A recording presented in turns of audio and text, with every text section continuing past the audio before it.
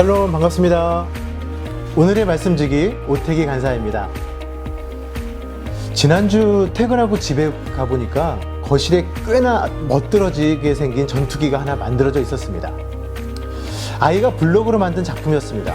저는 혼자서 녀석 잘 만들었네 라고 중얼거리면서 모두가 잠든 시간에 제가 해야 할 몫인 거실 청소를 했죠. 그리고 아주 깨끗해진 거실의 모습을 보면서 혼자 뿌듯해하고 잠이 들었습니다. 그런데 다음날 아이의 오열하는 소리가 들려왔습니다. 아이는 내가 몇 시간 동안 만든 전투기인데 누가 망가뜨렸냐 하면서 아주 서럽게 울었습니다.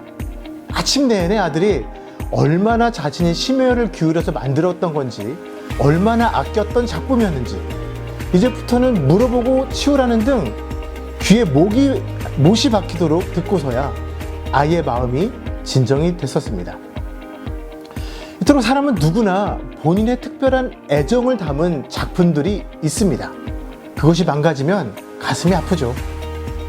사도 바울에게 고린도 교회도 그의 특별한 애정이 담긴 또한 그가 직접 개척한 교회였습니다. 그럼 오늘 말씀을 보며 이 소중한 고린도 교회에 어떤 문제가 생겼는지 함께 살펴보도록 하겠습니다. AD 50년경 바울은 그의 2차 전도 여행 때 약 1년 6개월 정도를 머물면서 고린도 교회를 세우죠. 그리고 약 5년이 지난 후 바울이 에베소에서 복음을 전하고 있을 때 애정이 담긴 그 교회 내부에서 큰 갈등과 문제가 생겼음을 보고받습니다. 대략적인 내용은 다음과 같습니다. 도덕적인 타락에 눈 감고 있고 교인들끼리 고소, 고발 사건이 발생했고 당파 싸움, 이혼과 독신 문제, 또 의미가 퇴색된 성만찬, 예배에 대한 불결한 태도 등의 수많은 문제로 인해 교회의 본질을 점점 잃어가고 있다는 안타까운 보고였죠. 이 소식을 들었던 사도 바울의 마음은 얼마나 무너졌을까요? 본인이 1년 6개월 동안 가족처럼 동고동락하며 기도하며 눈물로 개척했던 교회였는데 말입니다.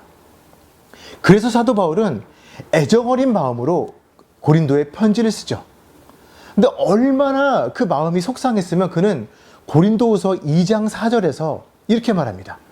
내가 마음에 큰 눌림과 걱정이 있어 많은 눈물로 너희에게 썼다 라면서요. 그만큼 고린도 교회를 사랑하는 바울의 마음을 엿볼 수 있는 대목입니다. 오늘 본문은 사도 바울이 보낸 이 눈물의 편지의 인사말에 속하는 첫 부분입니다. 형식은 이렇습니다. 누가 누구에게 마지막으로 인사말. 자, 먼저 누가에게 해당하는 1절 말씀입니다. 말씀해 보니까 글쓴이는 바울과 소스데네라는 형제라고 기록되어 있습니다. 여기서 공동 발신자의 당당히 이름을 올린 이 소스데네는 누구일까요? 이 소스데네는 사도행전 18장 17절에 처음 등장하는데 회당을 관리하는 회당장이었습니다. 그는 원래 유대인이었는데 복음을 듣고 회심을 하죠.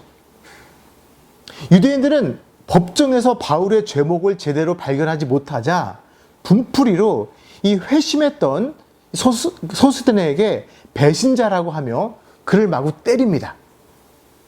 복음 때문에 동료들에게 배신자로 낙인 찍히고 매를 맞았던 그가 오늘 고린도전서에 다시 등장하죠. 사도 바울은 무너진 교회에 문안 인사를 하며 평범한 사람이었지만 복음 때문에 고난을 받았던 소스데네를 공동 발신자로 이름을 올립니다. 아마도 내부의 갈등으로 창피한 상처만 가득했던 고린도 성도들의 모습과 복음으로 인해 매를 맞았던 영광의 상처가 가득했던 이 소스데네의 삶을 비교해 보길 기대하지 않았을까 생각해 봅니다. 비본질적인 일로 싸우기 시작하면 모두가 상처받고 그 공동체는 무너지지만 교회의 본질을 지키기 위해 사탄과 싸우면 그 영광스러운 상처로 하나님이 높아지고 오히려 그 공동체는 굳건해지기 때문입니다.